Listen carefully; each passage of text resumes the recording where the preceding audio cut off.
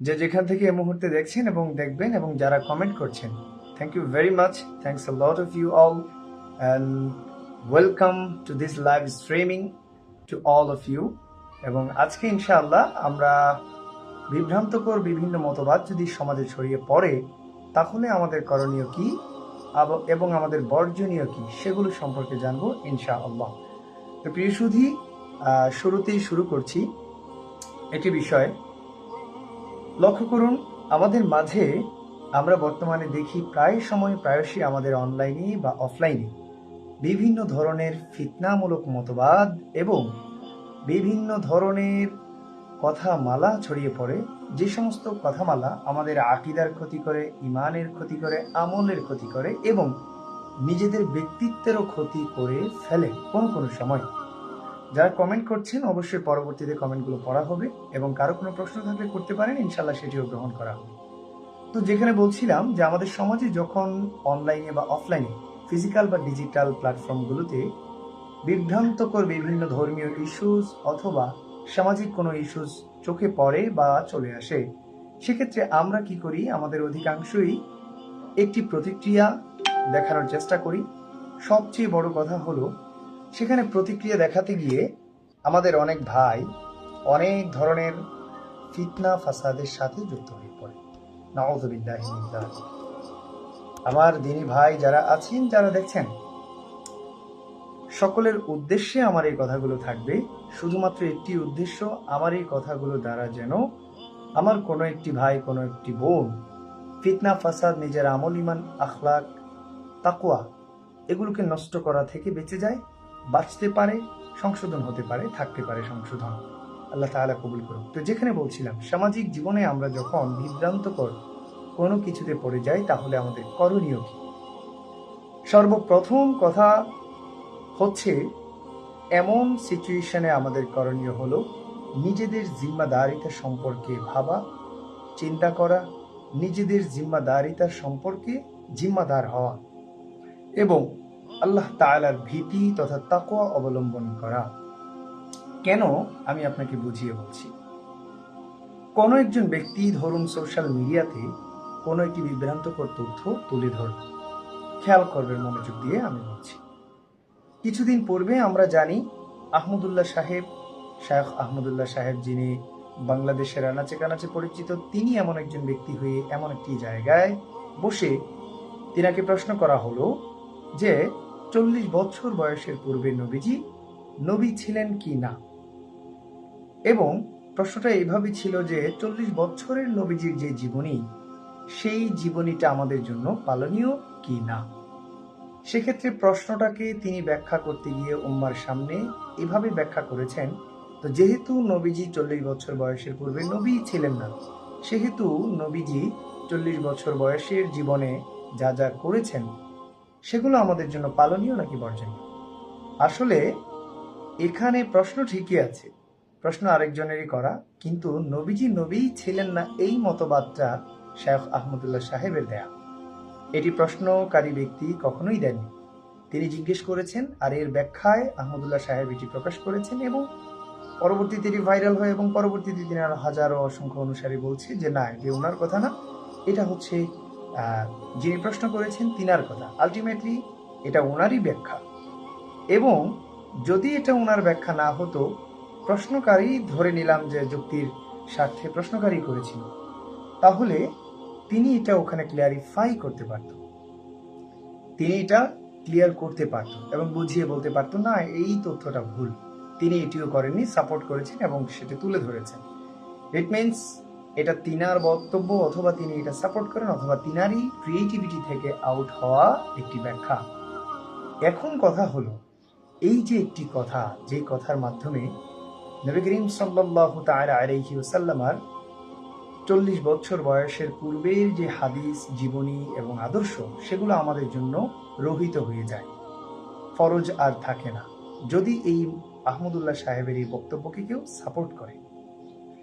আর যদি সাপোর্ট করার ফলে নবীজি সাল্লাল্লাহু আলাইহি সাল্লাম 40 বছর বয়সের পূর্বে এই আদর্শ এবং তিনার জীবনীটা আমাদের জন্য অনুকরণীয় না হয়, তাহলে এখানে নবীজির নবী যেই নবীওয়ালা যে জীবনীটা, এই জীবনের বিশাল বড় প্রায় 1/2 2 ভাগের 1 ভাগই প্রায় হয়ে যায়, রহিত হয়ে যায়। ফলে হয় কি, ফরজ তরফ করা হয়, নবীজির জীবনের অংশকে অস্বীকার করা হয়, ইমানের টাচ লাগে, আমল নষ্ট হয়ে যায়, আকীদা নষ্ট হয়ে যায়, করাপ্টেড হার্টের শিকার হয়ে যায় আমরা, আমাদের অন্তর কলব ইমান করাপ্টেড হয়ে যায়, আঘাতপ্রাপ্ত হয়ে যায়, বিধ্বংস হয়ে যায়, নাউযুবিল্লাহ। এখন কথা হলো, এই যে শায়খ আহমদুল্লাহ সাহেবের এই মতবাদটা যে আমাদের সমাজে ছড়িয়ে পড়লো অনলাইনে অফলাইনে, এই মতবাদটাকে কেন্দ্র করে কি হচ্ছে? আমরা যারা বা আমাদের ঘরানার যারা আকীদায়ে আহলে সুন্নাত ওয়াল জামাআতের অনুসারী, তারা জবাব দিচ্ছে না, এই তথ্যটা ভুল। আবার শায়খ আহমদুল্লাহ সাহেবের যারা সাপোর্টার আলেম আছেন, তারা জবাব দিচ্ছেন না, তিনি ভুল করেননি, তিনি সঠিক করেছেন। আস্তাগফিরুল্লাহ। ইট মিনস নবী করিম সাল্লাল্লাহু তাআলা আলাইহি ওয়াসাল্লাম নবী হিসেবেই দুনিয়াতে এসেছে, এই জিনিসটাকে অস্বীকার করা হচ্ছে। আবার আমরা বলছি না, খতমে নবুয়তের মোহর নিয়ে এসেছেন। খতমে নবুয়তের মোহর তো আল্লাহ তাআলা সাধারণ মানুষকে দিয়ে দুনিয়ায় পাঠাবেন না। সো নবী করিম সাল্লাল্লাহু আলাইহি ওয়াসাল্লাম নবী ছিলেন তখনও, যখন পৃথিবীতে এসেছেন, ছোট কাল থেকে হোক, জন্মের আগে থেকে হোক, পরে হোক, নবী হিসেবে এসেছেন বিধায় একজন নবী নবুয়তের লাস্ট সাইন, ওই সাইনটাকে নিয়ে এসেছেন। এখন আমার কথা হলো, নবী করিম সাল্লাল্লাহু তাআলা আলাইহি ওয়াসাল্লাম এই বিষয়টাকে কেন্দ্র করে অস্বীকার করার একটা মতবাদ যে সমাজে ছড়িয়ে পড়েছে, এটাকে কেন্দ্র করে কি হচ্ছে? আবার এর মধ্য দিয়ে আমাদের মুফতি গিয়াসউদ্দিন আত-তাহিরি ভাইজান চ্যালেঞ্জ করেছিলেন, আলটিমেটাম দিয়েছিলেন, এগুলোকে কেন্দ্র করে আরো তর্ক বিতর্ক হয়েছে। আলটিমেটলি আমি বলতে চাচ্ছি, এগুলোকে কেন্দ্র করে আম জনতা বা আমাদের করণীয় কি? যদি এখানে আমরা একটি জিনিস বিবেচনা করি, সেটি হচ্ছে এই টপিকের উপর কথা বলা প্রত্যেকটা ভিডিওতে, প্রত্যেকটা কন্টেন্টে, প্রত্যেকটা লেকচারের মধ্যে কমেন্ট বক্স চেক করলে দেখা যায় অসংখ্য অগণিত মুসলিম উম্মাহ ভাই বোনেরা এই পক্ষ ওই পক্ষকে ব্লেম করছে, ওই পক্ষ এই পক্ষকে গাল মন্দ, ফিতনা, ফাসাদ, ফতুয়াবাজি, টেকবাজি, কোনো কিছুরই খামতি দিচ্ছে না, ক্ষমা দিচ্ছে না। এবং আলটিমেটলি দেখা যাচ্ছে সাধারণ জনতার মধ্যে এতটাই বিভ্রান্তিকর একটা সিচুয়েশনের তৈরি হয়েছে, যেই সিচুয়েশনের কারণে মানুষের আমল নষ্ট হচ্ছে, মানুষ বিপদে যুক্ত হচ্ছে, চুগলখোরে যুক্ত হচ্ছে, ফাসাদে যুক্ত হচ্ছে, মানুষের ঈমান পর্যন্ত নষ্ট হয়ে যাচ্ছে। আলেম ওলামাদেরকে গালি দিয়ে দিয়ে মানুষ ফাসেক হচ্ছে, মুসলমানকে গালি দিয়ে মানুষ ফাসেক হচ্ছে, অপবাদ দিয়ে মানুষ জাহেল হচ্ছে, কবিরা গুনাহগারী হচ্ছে, এবং গীবত করে করে মানুষ হক নষ্ট করছে, অন্যের গালি দিয়ে অন্যের হক নষ্ট করছে। আলটিমেটলি যাকে গালি দিচ্ছে সেই ব্যক্তি যদি অপরাধী না হয়, তাহলে গালির ফলে গালি দেনে ওয়ালা ব্যক্তি কিন্তু গালি যাকে দিয়েছে তার কাছে ঋণী হয়ে যাচ্ছে। এর মানে কিয়ামতের দিন এই ঋণ শুধরাতে হবে তার তামাম জীবনের সমস্ত নেকি দিয়ে। তার মানে একটা গালি দেওয়ার বদলতে, একটা গীবত করা বা একটা অপমান দেওয়ার বদলতে তার সারা জীবনের জন্য ঋণী হয়ে যাচ্ছে আরেকজন মানুষের কাছে। যদি আমি সার্বিকভাবে চিন্তা করি যে এতে করে আমরা বা আমাদের স্বার্থ চিন্তা করে যদি বলি যে এতে করে কি ক্ষতি হচ্ছে, এতে করে ক্ষতি হচ্ছে আমাদের আমলের, আমাদের ঈমানের, আমাদের তাকওয়ার, আমাদের সারা জীবনের। এবং এর জন্য দায়ী হচ্ছে যারা মতবাদ ছড়িয়ে দিয়েছে। শায়খ আহমদুল্লাহ সাহেব এই দায় ভার কখনোই ছেড়ে দিতে পারে না। এবং এর সাথে সাথে আরো একটি বিষয় রয়েছে, আমি যদি এই কমেন্ট বক্সে যা যা হচ্ছে এগুলোকে ব্যাখ্যা করি, তাহলে আপনারা আরো ক্লিয়ারলি বুঝতে পারবেন। আসুন আমরা জাস্ট সিরিয়াল বাই সিরিয়াল 4 থেকে 5টা কাজের ব্যাখ্যা জেনে নেই, যেগুলো কমেন্ট বক্সে আমজনতা করছে এবং এর ফলে কি কি ক্ষতি হচ্ছে। এই জিনিসটা শুধুমাত্র একটা কোরআন সুন্নাহ থেকে আমরা জেনে নিই। আসুন দেখুন, সর্বপ্রথম কিছুদিন পূর্বে, মেবি গত জুমার আগে কিছুদিন পূর্বে আমি একটি আলোচনা দিয়েছিলাম শায়খ আহমদুল্লাহ সাহেবের ওই মতবাদটার উপর, যে 40 বছর পূর্বে তো নবীই ছিলেন না, নাউযুবিল্লাহ। এই কথার কোরআনিক এবং হাদিস ভিত্তিক রেফারেন্স ভিত্তিক আমি জবাব দিয়েছিলাম। সেখানে কোনো গালমন্দ করা হয়নি, শায়খ আহমদুল্লাহ সাহেবের নাম উচ্চারণ করা হয়নি, এবং কারো বিরুদ্ধে কিছু বলা হয়নি, কোনো কিছু না। আপনারা এই পেজে গেলেই সেটা দেখতে পারবেন। তো সেখানে আমি প্রায় হাজারো কমেন্ট পড়েছি, কয়েক হাজার কমেন্ট পড়েছি, অতগুলো পড়া আসলে পসিবল হয়নি। আমি যতটুকু সম্ভব কিছু কমেন্ট পড়েছি, পড়ে আমি আমার আকল থেকে একটি বিবেচনা করার চেষ্টা করেছি।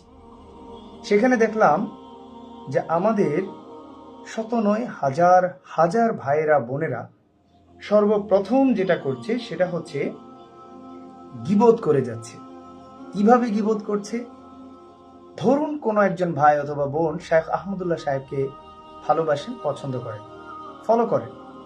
এখন শেখ আহমদুল্লাহ সাহেবের ভক্ত হয়েছেন, তিনার একটা ভ্রান্ত তথ্যকে কেন্দ্র করে যদি অন্য কেউ জবাব দেয়, ভক্ত হওয়ার খাতিরে তো তিনি ওই আলোচনার কমেন্ট বক্সে গিয়ে ওই বক্তা অথবা ওই বক্তার মতবাদের কাউকে নিয়ে গীবত করতে পারে না।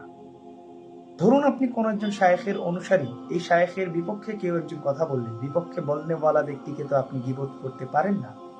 ইসলাম আপনাকে এই রাইট দেয়নি। You have no right to blame anyone. আপনি কাউকে ব্লেম করার অধিকার নেই, ইসলাম আপনাকে দেয়নি। আপনি শুনতে পারেন, জাজ করতে পারেন, গ্রহণ করবেন কি করবেন না ডিসিশন নিতে পারেন।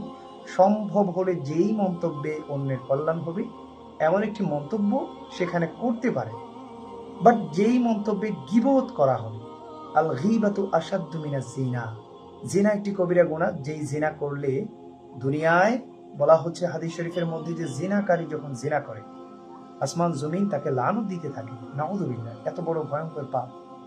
তো ওই পাপের চেয়েও আরো ভয়ঙ্কর হচ্ছে কারণ আমি গীবত করা। কেউ এসে বলছে যে এই তারা তো মাজার পূজায়, কেউ এসে বলছে যে এই তারা এই করেছে, কেউ এসে বক্তার বা আলোচকের বিরুদ্ধে বিভিন্ন ধরনের নাফরমানি কথাবার্তা তুলে দিচ্ছে, যেই কথার কোনো ভিত্তি নেই, কোনো ভ্যালিউ নেই, এমন এমন অকথ্য ভাষায় কথা বলছে। আলটিমেটলি এগুলো গীবত হচ্ছে। তো এই গীবতকে নবী করিম সাল্লাল্লাহু আলাইহি ওয়াসাল্লাম বলেছেন জিনার চেয়ে আরো ভয়ঙ্কর পাপ। কেন বলেছেন জানেন? কারণ জিনা করলে বান্দার হক নষ্ট করা হয় না, কবিরা গুনাহ হবে। আল্লাহ তাআলা চাইলে আপনি খাস দিলে তওবা করলে, পাপ থেকে আজীবনের জন্য ফিরে আসলে আল্লাহ আপনাকে ক্ষমা করতে পারেন। That is true. বাট যখন কোনো ব্যক্তি গীবত করে, গীবতে কি হয়? হাদিস শরীফের মধ্যে এসেছে এই গীবতের মাধ্যমে অন্যের হক নষ্ট করা হয়। যখন কোনো ব্যক্তি গীবত করে তখন অন্যের হক নষ্ট করা হয়, এবং অন্যের হক নষ্ট করলে আল্লাহ তাআলা বলছেন কখনোই আমি আমার বান্দার হকের বিচার আমি করব না, এবং ওই হকের অধিকার নষ্ট করা, ওই নষ্ট করার ক্ষমাটাও আমি করব না। তাহলে কে করবে? আপনি যেই ব্যক্তির হক নষ্ট করেছেন গীবত করে, সেই ব্যক্তির কাছ থেকেই আপনাকে ক্ষমা নিতে হবে, দুনিয়াতে নিন আর আখিরাতে নিন।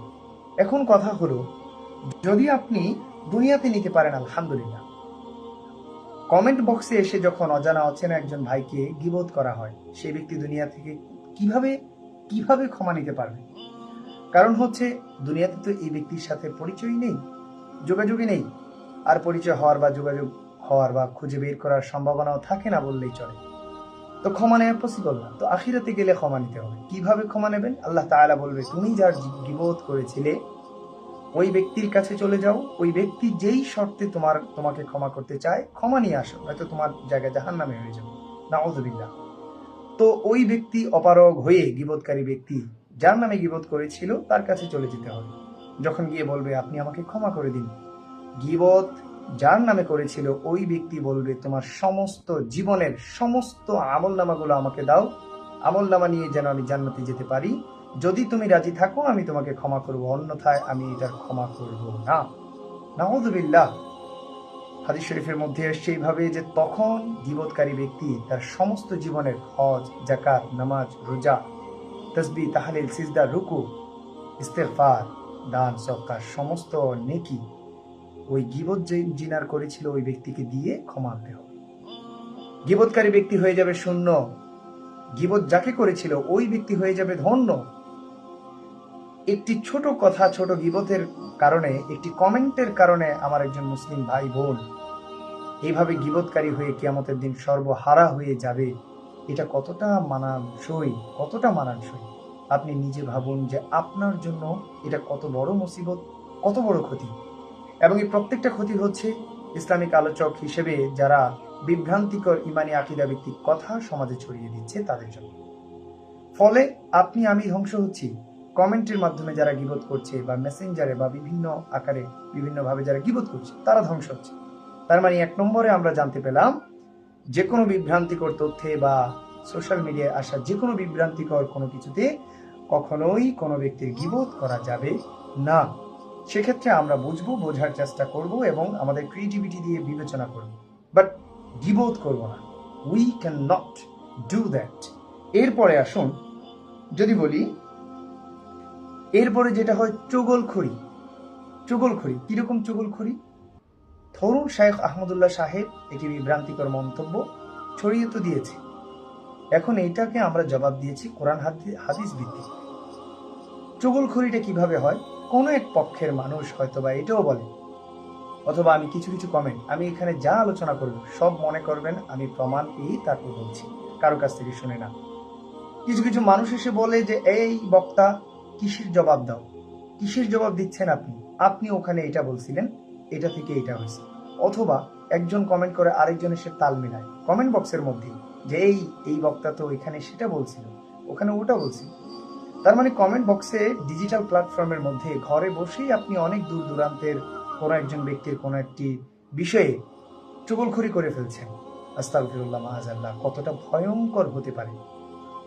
যেই অনলাইন ইন্টারনেট এসছে আমাদের নিয়ামত হিসেবে, মানুষের জীবনে আল্লাহ তাআলা কল্যাণকর বা সুবিধাজনক কিছু দিয়ে থাকে নিয়ামত হিসেবে, সেই নিয়ামতকে কাজে লাগিয়ে আমরা আমাদের আমল ধ্বংস করে দিচ্ছি।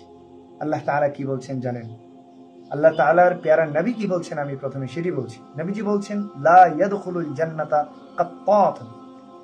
চুগলখোর যারা চুগলখড়ি করে, একজন আরেকজনের চুগলখড়ি করে বেড়ায়, অথবা কোনো একজনের চুগলখড়ি করেছে, এরকম চুগলখোরের খাতায় যারা নাম লিখিয়েছে তারা কখনোই জান্নাতে প্রবেশ করবে না। ইয়াদখুলু লা ইয়াদখুলু, কখনোই প্রবেশ করবে না। নাউযু বিল্লাহি মিন যালিক। ইয়াদখুলু এটা বর্তমান এবং ভবিষ্যতের অর্থ দেয়, তার মানে এখন এবং ভবিষ্যৎ। জান্নাতে প্রবেশ করবে না। আস্তাগফিরুল্লাহ, মাআযাল্লাহ। প্যারে ভাই, প্যারে বোনেরা, যারা চুগলখড়ি করে ফেলেছেন অতি সত্বর ক্ষমা চেয়ে নিন আল্লাহর কাছে। যে ব্যক্তি চুগলখড়ি করেছেন সম্ভব হলে তার কাছেও ক্ষমা চান, অথবা তার জন্য দোয়া করুন যেন এমন না হয় কিয়ামতের দিন আপনি চুগলখোর হয়ে দাঁড়াতে হবে। আউযুবিল্লাহ। এগুলো দ্বারা কিন্তু বান্দার হক নষ্ট হয়। এরপরে যেটা হয় সেটা হলো অপবাদ। অপবাদ দেয়া হয়।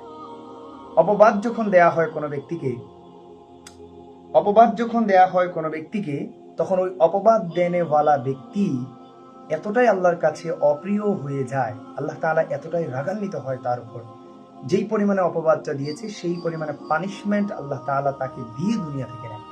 নাউযুবিল্লাহ। এইগুলো প্রত্যেকটাই বান্দার হক নষ্ট করে। এরপরে যদি আমরা দেখি আরো ভয়ঙ্কর যে বিষয়টা, সেটা হলো ফতোয়া দেয়া। ছোট ছোট ছেলে ফেলেরা, শায়খ আহমদুল্লাহ সাহেব তো বলেছে 40 বছর বয়সের পূর্বে নবীজি নবীই ছিল না। নাউযুবিল্লাহ। এত ইমান বিধ্বংসী, আমল বিধ্বংসী, আকিদা বিধ্বংসী কথা বলার পরেও তিনার পক্ষে অনেক আলেম এবং অনেক ভক্তরা এসে ফতোয়া দিচ্ছে।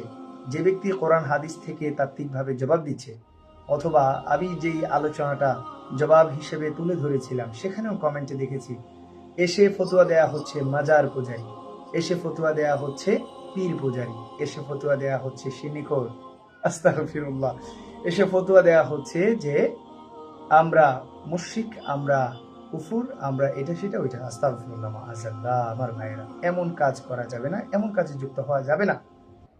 কারণ আল্লাহ তাআলার কোন বান্দার সিনায় কি রয়েছে, নিয়তে কি রয়েছে, তাকদীরে কি রয়েছে এটা আপনি জানেন না। আপনি যখন একজন মানুষকে বললেন মাজার পূজারী, যদি এই ব্যক্তি মাজার পূজারী না হয় তাহলে মাজার পূজা করার যেই শাস্তি আল্লাহ তাআলা কিন্তু এটা আপনাকে দেবেনই দেবেন। এবং আপনি যদি কাউকে বলেন মুশরিক, সেই ব্যক্তি মুশরিক না হলে এই মুশরিক বলা কথাটা আপনার উপর পতিত হবে। নাউযুবিল্লাহ। হাদিস শরীফ অনুযায়ী আপনি যাকে বলবেন কুফর, এই কুফর বলনেওয়ালা ব্যক্তিকে আপনি কুফর বলার মাধ্যমে তার কাছে ঋণীয় হলেন, এবং তাকে কুফর বলার কারণে যদি সে কাফের না হয়, সে যদি এই অপরাধের অপরাধী না হয়ে থাকে, তাহলে that will revert upon you, আপনার উপর সেটা কিন্তু প্রত্যাবর্তন করবে এবং কুফুরের কোটায় আপনি চলে যাবেন। নাউযুবিল্লাহ। এটা হচ্ছে হাদিস অনুযায়ী কথা। এখন আমরা যদি বলি যে এই যে ফতোয়াবাজিগুলো করা হচ্ছে, শায়খরা কি এগুলো নিয়ে কিছু বলছে? না, কিছু বলছে না। আমি মোটামুটি অনেকগুলো কথা, অনেকগুলো ফুটেজ বা এই টপিকের উপর অনেকগুলো ভিডিও রিসার্চ করার চেষ্টা করেছি, পেপার ওয়ার্ক করেছি, টেবিল ওয়ার্ক করার চেষ্টা করেছি, বাট আমি এমন শায়কদের কোনো লেকচার শুনিনি যারা এইভাবে মানুষের ডিজিটাল গিবত, ডিজিটাল ফতোয়াবাজি, ডিজিটাল গাল ফাসাদ, ডিজিটাল এই ফিতনা, এই কার্যকলাপগুলোর ব্যাপারে তাদের অনুসারীদেরকে সতর্ক করেছে বা উপদেশ দিয়েছে। আমি এমনটা পাইনি। থাকলে থাকতেও পারে, বাট সেটা আমার চোখে পড়েনি। খুবই রেয়ার। যদি এমনটাই হয়, হাজারে হাজারে মানুষ এখন অনলাইনে এগুলোকে নিয়ে বিভ্রান্তিকর তথ্যকে কেন্দ্র করে এগুলোকে নিয়ে নিজেদের আমল, ইমান, আকিদা, আখলাক নষ্ট করছে। শায়খরা এগুলো নিয়ে কিছুই বলছে না। তারা মনে করছে তাদের ফলোয়াররা তাদেরকে সাপোর্ট দিচ্ছে। No, that is not actually support. সেটা আসলে মূলত সাপোর্ট না। সেটা হচ্ছে শায়কদের কল্যাণে আপনি কথা বললেন বা তাদের সমর্থন দেখিয়ে কথা বললেন, বাট নিজে ধ্বংস হয়ে গেলেন। নাউযুবিল্লাহ। এমন কাজ কখনোই করা যাবে না। এরপরে আমরা যদি লক্ষ্য করি, ফাসাদ করা হচ্ছে। আল্লাহ তাআলা সূরা বাকারায় বলেছেন, লা তুফসিদুনা ফিল আরদ, জমিনের মধ্যে ফিতনা ফাসাদ করো না। করো না, warning, it's an alarm and warning. এটা আল্লাহ তাআলার পক্ষ থেকে একটা অ্যালার্ম এবং ওয়ার্নিং আমাদের জন্য। আল্লাহ তাআলা আবার অন্য আরেকটি আয়াতে বলেছেন, লা তুফসিদু ফিল আরদি বা'দা ইসলাহিহা।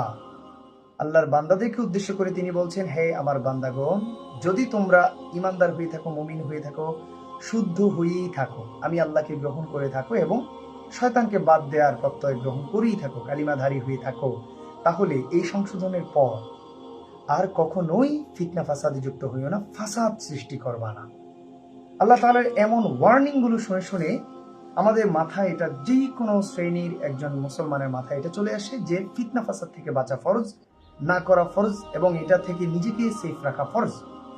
কিন্তু যেই পরিমাণে ফিতনা ফাসাদ হচ্ছে, যেই পরিমাণে ফিতনা ফাসাদে আমরা যুক্ত হচ্ছি, কোনো একটা কথা শুনলেই যদি আমার পক্ষে যায় তাহলে আমি দিচ্ছি আরেকজনকে গালি অথবা গীবত অথবা কোনো একটা কথা বলি। যদি আমার পক্ষে না যায় তাহলে যে বলেছে তাকে বলছি। আস্তাগফিরুল্লাহ মাআযাল্লাহ। প্যারে ভাই এবং বোনেরা, এমন কাজ থেকে আল্লাহ তাআলা যেন আমাদেরকে সালামত রাখে, সেফ রাখে। এখানে খেয়াল করুন, আপনি আমার ভাই, আমার বোন, আল্লাহ তাআলা যদি আমার মাথায় এমন কোনো জ্ঞান দিয়ে থাকে যে জ্ঞানে আমি আপনাকে শুদ্ধ করার জন্য আলো দেখাতে পারি, রাহ বাতাতে পারি এবং কোরআন হাদিস থেকে আপনাকে শিখিয়ে দিতে পারি, তাহলে সেটা শেখানো, রাহ দেখানো আমার জন্য ওয়াজিব। বাল্লিগু আন্নী ওয়ালাউ আয়া। নবীজি বলছেন, যেটা জানো, ছোট্ট একটা আয়াত হলো, এটা পৌঁছে দাও। সেই পৌঁছে দেওয়ার কাজটাই করছি। খুব খারাপ লাগে যখন দেখি আমার মুসলিম ভাই বোন আসলে না বুঝে অন্যের কথা, অন্যের মতবাদ, অন্যের বিভ্রান্তিকর কিছুকে কেন্দ্র করে নিজেদের আমল, আখলাক, ইমান, আকীদা নষ্ট করে দিচ্ছে। খুবই কষ্ট পাই। সেই অনুভূতি থেকেই, সেই রেসপন্সিবিলিটি থেকেই মূলত আজকে আপনাদেরকে কথাগুলো বলছি। প্যারে ভাই এবং বোনেরা, যেখানে বলছিলাম যে এরপরে আমরা যদি লক্ষ্য করি যে ফাসাদের বিষয়টি, তার মানে কি এই ফাসাদ থেকে আমাদেরকে বাঁচতে হবে, ফাসাদে যুক্ত হওয়া যাবে না। আমার বিপক্ষে গেলেও আমরা আল্লাহ তাআলাকে সুপর্দ করব, কিন্তু গীবত করব না। এই জায়গায় যেন আমাদের একটি ক্লিয়ারেন্স থাকে, আমাদের মাইন্ডসেট সেট আপ করা থাকে। এরপরে যদি আমরা লক্ষ্য করি গালাগাল, আমরা জানি না গালাগাল কত বড় খারাপ এবং নোংরা একটি জিনিস। এটা বাস্তব। দেখেন, ছোট্ট একটা গালির মাধ্যমে অনেক বড় বড় ধরনের খুন খারাপি পর্যন্ত হয়ে যায়। একটি গালিকে কেন্দ্র করে অনেক বড় ধরনের ধ্বংসযজ্ঞ হয়ে যায়। অতীতের ইতিহাস সাক্ষী, একটি গালিকে কেন্দ্র করে বিভিন্ন সাম্রাজ্য পর্যন্ত ধ্বংস হয়ে গিয়েছে, যুদ্ধ বাজিয়ে দেওয়া হয়েছে। একটি গালি এবং অকথ্য ভাষাকে কেন্দ্র করে আমরা দেখেছি ভাই ভাইকে খুন করে ফেলেছে। নাউযুবিল্লাহ। একটি গালিকে কেন্দ্র করে আমরা দেখেছি কিভাবে নবীজি সাল্লাল্লাহু আলাইহি ওয়াসাল্লাম ওয়ার্নিং করে গিয়েছেন যে গালি দেয়া মানে অন্যের হক নষ্ট করা। তার মানে গালি দেওয়ার কারণে অন্যের হক নষ্ট করা হচ্ছে। আমার দিনী ভাই এবং বোনেরা, এজন্য গালি থেকে আমাদেরকে সর্বদা দূরে থাকতে হবে। অকথ্য ভাষা কারোর জন্যই কল্যাণকর না, এটা অকল্যাণ বইয়ার। আমি অনুরোধ করব, কথাগুলো সবার প্রয়োজন। যদি সম্ভব হয় শেয়ার করে দেবেন, সম্ভব হলে আপনাদের মতামত জানাবেন, কারো কোনো প্রশ্ন থাকলে করবেন। ইনশাআল্লাহ আলোচনা শেষে আমি প্রত্যেকের প্রশ্ন এবং কমেন্টগুলো পড়ার চেষ্টা করব। যেখানে বলছিলাম গালির কারণে এইভাবে ধ্বংস হয়ে যায় আমাদের আমল, আমরা ঋণী হয়ে যাই অন্যের কাছে। ঋণী হওয়ার কারণে কিয়ামতের দিন নিঃস্ব হওয়াটা আমাদের জন্য একেবারেই অবধারিত হয়ে যায়। নাউযুবিল্লাহ। এই জন্য গালি থেকে আমাদেরকে দূরে থাকতে হবে। গালি যেন না আসে, কোনো কাজেই আমরা কাউকে গালি দেব না। সর্বোচ্চ আল্লাহর হাতে সুপর্দ করব, তার হেদায়েতে দোয়া করব। যদি এটা না পারি চুপ থাকবো, অথবা আল্লাহ তাআলার কাছে বিচার দিয়ে আমরা অপেক্ষা করব। ধৈর্যশীলদের সাথে আল্লাহ আছেন, আল্লাহু ইউহিব্বুস সাবিরিন। ধৈর্যশীলদেরকে আল্লাহ ভালোবাসেন। এজন্য আমরা ধৈর্যশীল যেন হই, আমাদেরকে যেন আমরা উল্টা আরো নষ্ট না করে দিই, এখানে আমরা যেন খেয়াল করি। এরপরে এই গালাগাল নিয়ে নবীজির একটি হাদিস রয়েছে, সিবাবুল মুসলিমি ফুসুকুন। নবী করিম সাল্লাল্লাহু আলাইহি ওয়াসাল্লাম বলছেন, একজন মুসলমানকে যদি আপনি গালি দেন, গালি দেওয়ার মাধ্যমে আপনি ফাসিক হয়ে গিয়েছেন। আস্তাগফিরুল্লাহ মাআযাল্লাহ, নাউযুবিল্লাহ। এটা নবীজির সহিহ হাদিস, বিশুদ্ধ রিওয়ায়াতের হাদিস। নবীজি বলছেন কি, যখন আপনি অন্য কাউকে গালি দিলেন, শায়েখের ভক্ত হয়ে শায়েখের বিরুদ্ধে একটি কথা আসলো, যে বলল তাকে একটা গালি দিলেন, অথবা তার কমিউনিটিকে গালি দিলেন, অথবা কোনো একজন ব্যক্তির কমেন্টে গিয়ে আপনি একটা অ্যাটাক করলেন, অথবা ইন্টারাপ্ট করলেন কোনো একটা কথায় করে আপনি নিজের মতামত দিতে গিয়ে গালি দিলেন। এই যে গালিটা একটা দিলেন, একটা বুলিং এর কারণে, একটা গালির কারণে আপনি তার হকও নষ্ট করলেন, তার কাছে ঋণীয় হয়ে গেলেন, কিয়ামতের দিন নিঃস্ব হওয়াটা নিজের তকদিরে নিজে লিখে ফেললেন, এবং ফাসিকের কাতারে আপনি চলে গেলেন। ফাসিকের কাতারে আপনার নাম লেখা হয়ে গেল। নবীজির হাদিস এটা প্রমাণ করে। নাউযুবিল্লাহি মিন যালিক। আল্লাহ তাআলা এগুলো থেকে আমাদেরকে সেফ রাখুক, আমাদেরকে রিফাইন করে দিক। কিন্তু আপনি আমি যদি চেষ্টা না করি, এটা কখনোই সম্ভব হবে না। এজন্য পেয়ারা হাজিরিন, আমার প্রিয় দিনী ভাই এবং বোনেরা, যারা যেখান থেকে দেখছেন, এই মেসেজগুলো অন্যকে পৌঁছানোর চেষ্টা করবেন, নিজেরা মানার চেষ্টা করবেন সবার আগে। এজন্যই আপনাকে চেষ্টা করতে হবে। লাইসা লিল ইনসানা ইল্লা মা সাআ। যদি চেষ্টা না করেন, তাহলে আপনার কপালে কিছুই জুটবে না। আল্লাহ তাআলা বলছেন যে, বান্দা যতটুকু চেষ্টা করে আমি তাকে ততটুকুই দিয়ে থাকি। ইট মিনস আপনি যদি চেষ্টা করেন, তাহলে অবশ্যই পারবেন। কারণ আমাদের পাশে আছেন কি? আল্লাহ তাআলা। নাসরুম মিনাল্লাহি ওয়া ফাতহুন কারীব। যদি আপনি মুমিন হয়ে থাকেন, আল্লাহ ওয়ালা হতে চান, আপনি চেষ্টা করবেন, আল্লাহ তাআলা সাপোর্টে রয়েছেন। অবশ্যই আল্লাহর সাহায্য খুবই নিকটে, এবং মুমিনদের জন্য সফলতা সুসংবাদ। সুবহানাল্লাহ, এটা আল্লাহর কথা। এই জন্য চেষ্টা করতে হবে। যখন আপনি এবং আমি চেষ্টা করব, তখন আল্লাহ তাআলা আমাদেরকে গাল, মন্দ, গীবত, চুগলখড়ি এবং বিভিন্ন ধরনের সোশ্যাল মিডিয়ার, ডিজিটাল, ফিজিক্যাল, অনলাইন, অফলাইন প্রত্যেকটা জায়গার ফিতনা, ফাসাদ, চুগলখড়ি, নাফরমানিতা থেকে আমাদেরকে সেভ করবেন ইনশাআল্লাহ। প্রিয় সুধী, আমার দিনী ভাই এবং বোনেরা, একটি কথা সবসময় মাথায় রাখবেন। আপনি কোনো আলেমকে পছন্দ করেন, আলহামদুলিল্লাহ। নবীজি বলেছেন, পারলে নিজে আলেম হও, না পারলে অন্য আলেমের সাথে ভালো সম্পর্ক রাখো, অনুসরণ করো। এটা না পারলে তুমি মনে মনে আলেমদেরকে ভালোবাসো, বাট তাদের বিরুদ্ধাচরণ কইরো না। এখন আপনি কোনো একজন আলেমের পক্ষ নিলেন বা ভালোবাসেন, এই আলেম কোনো ভুল করতেই পারে, স্বাভাবিক। আহমদুল্লাহ সাহেব আমাদের ভাই, আমাদের শত্রু কেউ নন। যদি তিনি ভুল করেছেন, যেহেতু যদি তিনি এটা স্বীকার নাও আসেন, আমাদের একটা ইমানি দায়িত্ব হলো তাকে সঠিক জিনিসটা আমরা তুলে ধরা, তিনি যেন বোঝেন, তিনার অনুসারীরাও যেন বোঝেন। আহমদুল্লাহ সাহেবের ভুল বিভ্রান্তকর মন্তব্যকে কেন্দ্র করে আপনি আমি বা কোনো ভাই যদি নিজে গীবত করে আবার নিজে ধ্বংস হয়, চুগলখড়ি করে, গালমন্দ করে, ফতোয়াবাজি, ফিতনা ফাসাদে যুক্ত হয়ে নিজে ধ্বংস হয়, গীবতকারী হয়ে যায়, ফাসেক হয়ে যায়, ফাসাদকারী হয়ে যায়, চুগলখোর হয়ে যায়, তাহলে একজন আলেমকে অনুসরণ করে আপনার জীবনের সার্থকতা কোথায়? তাহলে তো একজন আলেম, এমন আলেমকে অনুসরণ করার চেয়ে না করা আপনার জন্য সবচেয়ে বেশি ওয়াজিব, কর্তব্য, লাজিম। কারণ তাকে অনুসরণ করেই আপনি যদি ধ্বংস হয়ে যাচ্ছেন, তাকে অনুসরণের একটা রিয়েকশন দেখাতে গিয়ে গীবতকারী হয়ে যাবেন, অন্যকে কিছু একটা বলেই দেবেন, বা করেই দেবেন, ব্লেম করেই দেবেন, নাফরমানের কাতারে চলে যাবেন, তাহলে ফায়দা কোথায়? ফায়দা তো নেই এখানে। সুতরাং এই জায়গায় থেকে আমাদেরকে এটা বুঝতে হবে যে কোনো আলেমকে সাপোর্ট করি আমি, দ্যাট মিনস আমি কেন সাপোর্ট করি? ইসলাম জানার জন্য, মানার জন্য, এবং নিজেকে সংশোধন করার জন্য। আমি এই জন্য সাপোর্ট করি না যে তার বিভ্রান্তকর কথাকে কেন্দ্র করে আমি তাকে সাপোর্ট দেখিয়ে তার বিরুদ্ধাচরণকারী অথবা তার বিরুদ্ধে যাওয়া কোনো মন্তব্যের বিরুদ্ধে বলতে গিয়ে নিজেকে নাফরমান বানিয়ে ফেলবো, গীবতকারী, চুগলখড়ি, ব্লেম, অপমান, অপদস্থকারী বা অপবাদকারী বানিয়ে ফেলবো। না, এমনটি নয়। নাউযুবিল্লাহ। আমি কখনোই বলবো না যে আমাকে অনুসরণ করার কারণে কেউ আমার বিরুদ্ধে বললে আমার কোনো অনুসারী গিয়ে তাকে এমনটি বলবো। আস্তাগফিরুল্লাহ। আমি ওয়ার্ন করব। কোন একজন আলেম, প্রকৃত আলেম হলে সে তার অনুসারীদের ব্যাপারে খুব সচেতন থাকবে। সে ওয়ার্ন করবে অনুসারীদেরকে। সে খোলা মুখে উন্মুক্ত ভাষায় বলবে, আমাকে অনুসরণ করেন, কখনোই আমার পক্ষ নিয়ে কোথাও গিয়ে গীবত করতে পারবেন না, কখনোই চগলখড়ি করতে পারবেন না, অন্যকে গালি দিতে পারবেন না। আমার বিরুদ্ধে হলে প্রয়োজনে ওটা আমার কনসার্নে নিয়ে আসবেন, আমাকে দেখানোর চেষ্টা করবেন, অথবা চুপ থাকবেন। আল্লাহ তাআলার কাছে থেকে ফয়সালা আসবে, অথবা আমি পেলে আমি সংশোধন হব।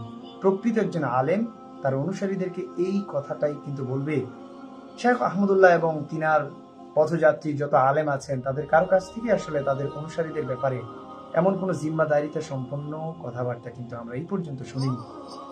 আর এটাও সত্য, হাজারো প্রমাণ রয়েছে যে তাদের অনুসারীরা অনলাইনে বিভিন্ন কমেন্টে গিয়ে গীবত করছে, চুগলখড়ি করছে, গালমন্দ তো আছেই, বিভিন্ন ধরনের ফিতনা ফাসাদ তো আছেই, এবং দেখা যাচ্ছে অনলাইনে অফলাইনে সমালোচনা, বিভিন্ন ধরনের পাপাচারে যুক্ত হচ্ছে।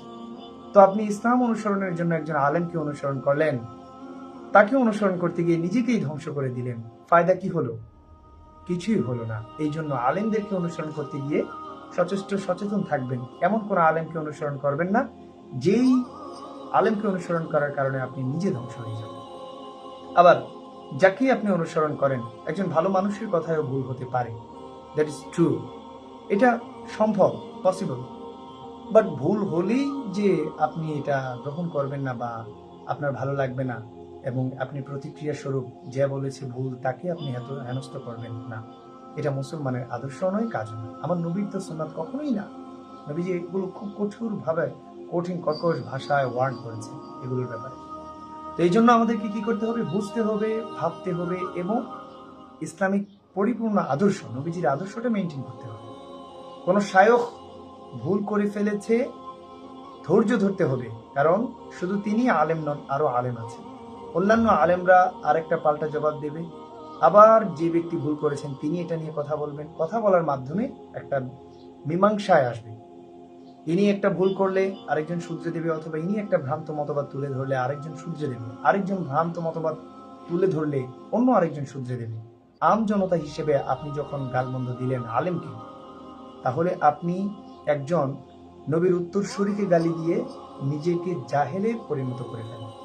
আল উলামাউ ওয়ারাসাতুল আম্বিয়া। আলেমগণ হচ্ছে নবীগণদের উত্তরসূরি। নবী রাসূল সাল্লাল্লাহু আলাইহি ওয়াসাল্লাম দ্বীনের যে প্রতিষ্ঠা করে গিয়েছেন, এই প্রতিষ্ঠাকৃত দ্বীনের যে কার্যক্রম, এই কার্যক্রমগুলোকে প্রচার প্রসার পরিচালনা ধরে রাখার দায়িত্বটা আলেমদের। নবীদের আসার যাত্রা তো বন্ধ হয়ে গিয়েছে। নবী করিম সাল্লাল্লাহু আলাইহি ওয়াসাল্লামের আসার সাথে সাথে নবীদের আসার যাত্রা বন্ধ হয়ে গিয়েছে। এখন আলেম আসবে, সুফি আসবে, আল্লাহর ওলিগণ আসবে। কিন্তু যদি আপনি না বুঝে ওখানে বেয়াদবি করেন, আপনি নিজেকে নিজে ধ্বংস করে দিলেন। নাউযুবিল্লাহ, এমনটি কখনোই করা যাবে না। প্রিয় দিনী ভাই এবং বোনেরা, যদি সম্ভব হয় যারা দেখছেন এবং পরবর্তীতে দেখবেন, থ্যাংক ইউ ভেরি মাচ সবাইকে, যে যেখান থেকে দেখছেন, কে কেমন আছেন সবাই জানাবেন। সবার মন্তব্য পড়ার চেষ্টা করবো ইনশাআল্লাহ। সম্ভব হলে লাইভটা শেয়ার করে দেবেন। এই প্রত্যেকটা কথা আমাদের সবার জীবনে খুব দরকার। খুব দুঃখ লাগে, এই কথাগুলো আজকে সবার আগেই বলা প্রয়োজন ছিল সোশ্যাল মিডিয়ায়, বাট কোনো শায়খ কেউ এই কথাগুলো বলছে না। আপনাদের কল্যাণটা আসলে আলটিমেটলি কেউ ভাবছে না। প্রত্যেকেই সমালোচনা, ভাইরাল হওয়া, প্রত্যেকেই আসলে নিজেদের ধান্দায় ব্যস্ত। আস্তাগফিরুল্লাহ। বিশ্বাস করুন, এই ফিতনা ফাসাদ বিভ্রান্তিকর ইস্যুতে পড়ে গিয়ে নিজেকে ইনভলভ করবেন না, ধ্বংস হয়ে যাবেন। দুনিয়ায় ধ্বংস হবেন, আখিরাতেও ধ্বংস হবেন। আস্তাগফিরুল্লাহ। আপনি সারা জীবন একটা মানুষের গীবত করে, গালি দিয়ে বা ফতুয়া মেরে বা অপমান দিয়ে আপনি সারা জীবন ওই মানুষটার কাছে ঋণী থেকে গেলেন। এবার আপনি হজ করেন, যাকাত দেন, আল্লাহর ওলি হয়ে যান। কিয়ামতের দিন তো আপনি মানুষটার কাছে ঋণী হয়ে দাঁড়াতে হবে, সবকিছু দিয়ে দিতে হবে। তাহলে আপনার এই ধর্মচর্চার ফায়দাটা হলো কি? একটা বারের জন্য ভাববেন। দিনী ভাই এবং বোনেরা, কথাগুলো আপনাদের কল্যাণে বলছি। আল্লাহ তাআলা যেন আপনাদেরকে বোঝ দান করেন, আমাদেরকে সংশোধনের তৌফিক দান করেন, সবাইকেই যেন হেদায়েত দান করেন। দোয়া করেন, সবাই আমার জন্য দোয়া করবেন। কে কেমন আছেন, কোথা থেকে দেখছেন জানাবেন। আর অবশ্যই আরো একটি বিষয়, সেটি হচ্ছে হজ আসলেই আমরা দেখি আমাদের সমাজে, সামনে যেহেতু হজ আসছে, দেখি আমাদের সমাজে কিছু বিভ্রান্তিকর তথ্য, এতটাই বিভ্রান্তিকর তথ্য যে যতটা বিভ্রান্তিকর তথ্য হলে এগুলোকে মানতে গিয়ে মানুষের ঈমান নষ্ট হয়ে যায়, আকীদা নষ্ট হয়ে যায়। এমন এমন বিভ্রান্তিকর তথ্য সমাজে ছড়িয়ে পড়ে যে হজে গিয়ে মদিনা শরীফে যাওয়ার কোনো প্রয়োজন নেই, নাউযুবিল্লাহ। মদিনার সাথে হজের কোনো সম্পর্ক নেই, নাউযুবিল্লাহ। মক্কার মধ্যে হজের সবকিছু করে চলে আসলে একজন মানুষের হজ হয়ে যাবে। মদিনায় যাওয়া না যাওয়াটা কোনো ব্যাপার নয়, এতে করে হজের কোনো ক্ষতি হয় না এবং মদিনায় না গেলেও কোনো সমস্যা নেই, নাউযুবিল্লাহ মিন যালিক। প্রিয় দিনী ভাই এবং বোনেরা, একটি বিষয় দেখুন, যারা মুনাফিক ছিল তারা দুনিয়াতে এসেছে, নবীজির কালিমা গ্রহণ করেছে, করার পর তারা আল্লাহকে মেনেছে, কপালে দাগ ফেলেছে, জুব্বা লাগিয়েছে, টুপি লাগিয়েছে, দাড়ি রেখেছে, তাহাজ্জুদ পড়েছে, রোজা রেখেছে, খুব পরহেজগারিতা ছিল, বাট তারা নবীজিকে সহ্য করতে পারেনি, অথবা নবীজি সাল্লাল্লাহু আলাইহি ওয়াসাল্লাম থেকে একটু দূরত্ব বজায়ানোর চেষ্টা করেছে। এর ফলে হয়েছে কি জানেন? নবীজি ঘোষণা দিয়েছে দে আর কালপ্রিট, তারা হচ্ছে মুনাফিক। আল্লাহ তাআলা ঘোষণা দিয়েছে ইন্নাল মুনাফিকিনা ফি দারকিল আসফালি মিনান নার। তার মানে আপনি ইহুদি বলেন, নাসারা বলেন, নাস্তিক বলেন, মুরতাদ বলেন, কাফির বলেন, মুশরিক বলেন, সমস্ত বেঈমানদেরকে যেই জায়গায় রাখা হবে জাহান্নামে, তার চেয়ে নিচে আরো ভয়ঙ্কর জায়গায় ফেলে দেওয়া হবে মুসলমান নামধারী মুনাফিকদের। নাউযুবিল্লাহি মিন যালিক। কেন হলো? পয়েন্ট ধরে কেন হলো? কারণ তারা আল্লাহকে হাজার মানলেও নবীজি থেকে দূরত্ব তৈরি করতে চেয়েছে। নাউযুবিল্লাহ, that is the actual point. নবীজি থেকে দূরত্ব যেই তৈরি করবে মুনাফিকের কাতারে চলে যাবে। তার সিজদা, রুকু, তাসবিহ, তাহলিল, শাহাদাত কোনো কিছু কাজে আসবে না।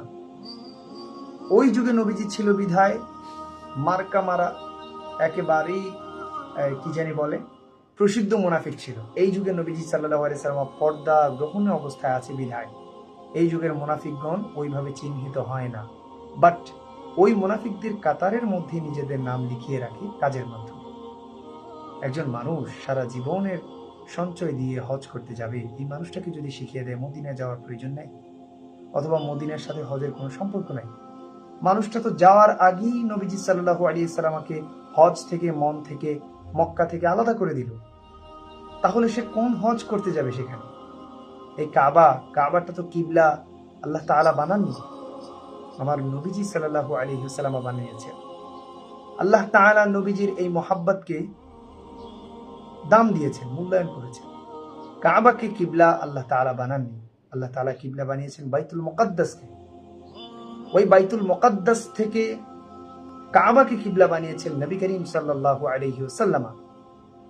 তিনি কিবলা বানানোর প্রতিষ্ঠাতা, তিনি কিবলা বানিয়েছেন এবং তিনার এই বানানো কিবলাকেই কেন্দ্র করে আজকের হজ হয়ে থাকে। ওই কিবলাকে কেন্দ্র করেই আজকে যেই হজ হয়, সেই হজে গিয়ে আপনি ওই নবীকে ছেড়ে আলাদা করে দিলেন হজ থেকে। আপনি নিজের ইনসাফ থেকে বলুন, এটা কি কোনো মুসলমান ইমানদারের কাজ? এখন যদি প্রশ্ন করে যে হ্যাঁ এটা তো ভ্রান্ত কথা, কাবাকে কিবলা বানিয়েছে আল্লাহ তাআলা, নবীজি বানাননি, তাহলে আমি বলবো আল্লাহ তাআলা কোন আয়াতে হুকুম দিয়েছে যে কাবা কিবলা? নেই। শুধুমাত্র একটি আয়াত পাওয়া যায় যেখানে নবী করিম সাল্লাল্লাহু আলাইহি ওয়াসাল্লাম বাইতুল মুকাদ্দাসের দিকে কিবলা করে নামাজ পড়ছিলেন এবং সেখানে নবীজি সাল্লাল্লাহু আলাইহি ওয়াসাল্লাম বলছিলেন, মনে মনে একটি উপলব্ধি করেছিলেন, আল্লাহ কিবলাটা যদি বাইতুল মুকাদ্দাসের দিকে না হয়ে আমার এলাকা, আমার মাতৃভূমি মক্কার ওই কাবাটা হয়ে যেত, আমার মনে অনেক প্রশান্তি পেতাম। সুবহানাল্লাহ। যখনই আল্লাহ রাসূল সাল্লাল্লাহু আলাইহি ওয়াসাল্লাম অর্ধেক নামাজের মধ্যে এমন একটা উপলব্ধি করলেন, সাথে সাথে আল্লাহ তাআলা এটাকে গ্র্যান্টেড করলেন, গ্রহণযোগ্যতা দিলেন। হুকুম দেননি, আল্লাহ তাআলা গ্রহণযোগ্যতা দিলেন, দিয়ে বলেননি যে আপনি কাবাকে কিবলা মানেন। আল্লাহ তাআলা বলেছেন, ইয়া রাসূলুল্লাহ ক্বাদ নারা তাকাল্লুবা ওয়াজহিকা ফিস সামা ফালানুওয়াল্লিয়ান্নাকা কিবলাতান তারদাহা। নবীজি আমার হাবিব, আপনি নামাজের মধ্যেই বলেছেন, ইচ্ছা করেছেন, আমি চাইলে নামাজের পরেও আয়াত নাজিল করতে পারতাম, বাট আপনি আমার কাছে এতটাই নিকটে, এতটাই কাছাকাছি এবং আপনার ইচ্ছাটাও আমার কাছে এতটাই প্রিয় যে নামাজের চেয়েও বেশি প্রিয় হয়ে গিয়েছে আপনার ইচ্ছা, যার কারণে নামাজকে প্রাধান্য না দিয়ে আপনার ইচ্ছাকে প্রাধান্য দিয়েছি।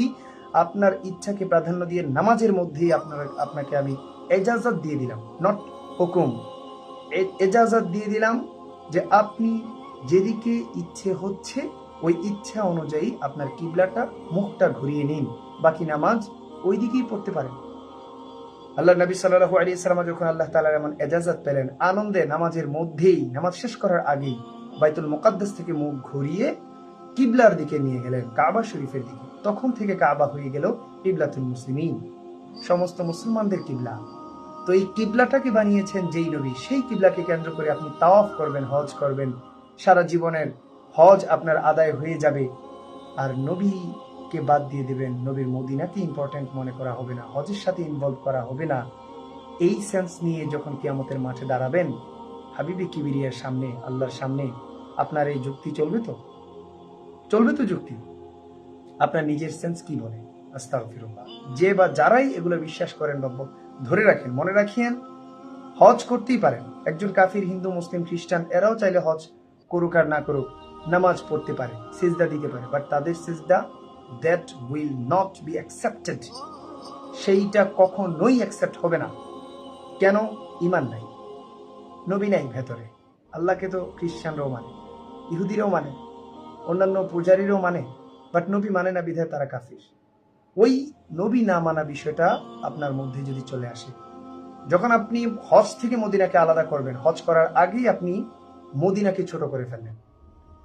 নবীজি সাল্লাল্লাহু আলাইহি সাল্লামকে একজন রাখাল বলে ডেকেছিল, আল্লাহ তাআলা ইনস্ট্যান্ট ওয়ার্ন করে দিয়েছেন, লা তাকুলু রাইনা, সাবধান আমার নবীকে রাখাল বলবা, ওয়াকুলু জুরনা ওয়াসমাউ। অতঃপর সূরা বাকারায় সম্ভবত আয়াতটা, অতঃপর নবীজি যখন বলবে আদবের সাথে, বিনয়ের সাথে, ছাত্রের মতো একেবারেই দৃষ্টি, নজর এবং আওয়াজ শীতল করে শোনো, শ্রবণ করো আমার নবীর কথা, ওয়াসমাউ, শ্রবণ করো, আরজ করো, ওয়াকুলু জুরনা, বলো যে আমাদের দিকে দৃষ্টিপাত করুন ইয়া রাসূলুল্লাহ সাল্লাল্লাহু আলাইহি ওয়াসাল্লাম। সেই নবীজি মদিনায় শুয়ে আছে।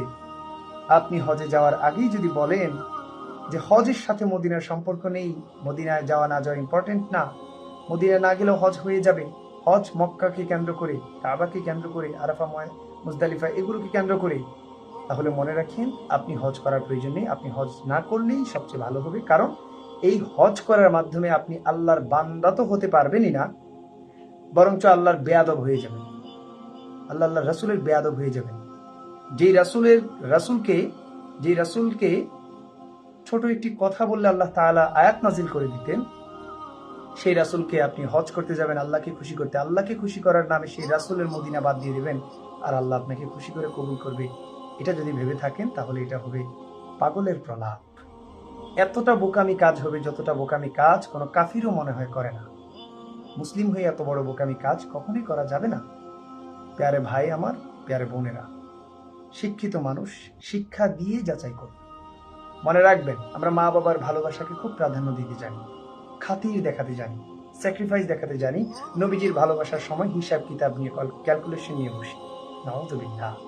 অথচ আল্লাহ নবী সাল্লাল্লাহু আলাইহি ওয়াসাল্লামের একটি হাদিস রয়েছে, লা ইউমিনু আহাদুকুম হাত্তা আকুনা আহাব্বা ইলাইহি মিন ওয়ালাদিহি ওয়ান নাসি আজমাইন। বুঝেন, প্রথমে বলছে ওয়ালিদিহি, মাতা পিতা, ওয়ালাদিহি এবং সন্তান সন্ততি, শুধুমাত্র তাই নয়, ওয়ান নাসি আজমাইন, পৃথিবীর সবচেয়ে দামি জিনিস হচ্ছে মানুষ। ওই মানুষদেরকে বোঝানো হয়েছে অন্নাসি, এর মানে পৃথিবীর সমস্ত দামি জিনিস এবং মানুষ, মাতা পিতা, সন্তান সন্ততি, সবকিছু থেকে নবীজিকে বেশি ভালোবাসতে হবে। কিন্তু বিশ্বাস করেন, খুব কষ্ট লাগে যখন দেখি আমার মুসলিম ভাই এবং বোনেরা নবীজির ভালোবাসার ক্ষেত্রে গিয়ে হিসাব কিতাব শুরু করে, ফতুয়া শুরু করে, ক্যালকুলেশন শুরু করে। অথচ মা বাবার জন্য অনেক কিছু স্যাক্রিফাইস হয়, মা বাবার খাতিরে অনেক কিছু। এটা বোঝে মা বাবার পায়ের নিচে জান্নাত। আপনি মা বাবার পায়ের নিচে জান্নাত খুঁজছেন, এটা তো হাদিস। এই হাদিসটা দিয়েছে কে? নবীজি সাল্লাল্লাহু আলাইহি ওয়াসাল্লাম। আপনি কি দেখেন না নবীজির মহাব্বতে জান্নাত দুনিয়াতেই হয়ে যায়? যারা নবীজিকে মহাব্বত করেছে, আশারে মুবাশশার তো আছে আমাদের সামনে, ডাইরেক্ট নবীজি বলে দিয়েছে, তুমি জান্নাতি, তুমি জান্নাতি, তুমি জান্নাতি। আপনি মা বাবার পায়ের নিচে, মায়ের পায়ের নিচে জান্নাত, এটা বোঝেন। নবীর মহাব্বতে দুনিয়া আখিরাতে আপনার জান্নাতি জীবন পেয়ে যাবেন, এটা কি আপনি বুঝতে চান না? যদি এটা বুঝতে চান তাহলে কখনোই এমন মন্তব্য, এমন মতবাদ মাথায় নেওয়া যাবে না যে হজ থেকে মদিনা আলাদা, মদিনা হজের সাথে জড়িত না, এমনটি মাথায় নেওয়া যাবে না। আর যদি আপনি হজ করার আগেই, হজ করে পাপ মুক্ত করার আগেই আল্লাহর খাতায় বেয়াদবের মতো নাম লিখিয়ে ফেলতে চান, তাহলে আর কিছু বলার নেই। আল্লাহু ইয়াহদি মান ইয়াশাউ ইলা সিরাতিন মুস্তাকিম। যাকে আল্লাহ চান তাকে হেদায়েত দান করেন।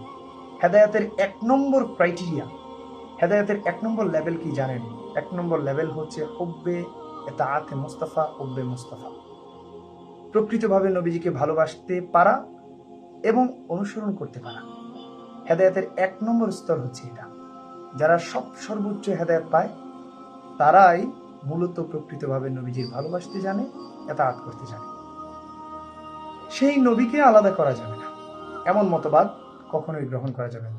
অনেক হাদিস আছে, দারে কুতনির একটি হাদিস, মানজারা কাবরি ওয়াজাবাত লাহু শাফাআতি। দারে কুতনির হাদিসটি অনেক অথেন্টিক।